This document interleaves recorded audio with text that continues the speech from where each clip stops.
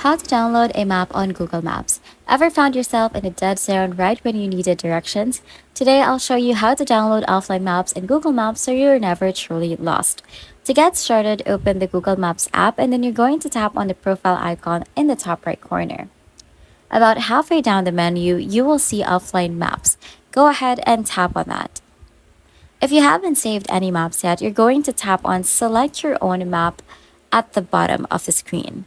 This will bring up a rectangular frame that you can move around. You can pinch the screen to zoom in for a specific neighborhood or zoom out to cover the whole city. Just keep an eye out on the file size at the bottom. A larger area means a bigger file on your phone, so only grab what you actually need. Once you've framed your area, you're going to hit on the download button. And while it's processing, you can tap on the pencil icon at the top to give the map a custom name. This is super helpful if you're planning a few different trips and want to stay organized. Now, when the download is finished, your map will live in that offline maps section. You can now use it to search and navigate just like you would if you were online. If you ever need to free up some storage, just tap the three dots next to the map to rename or delete it.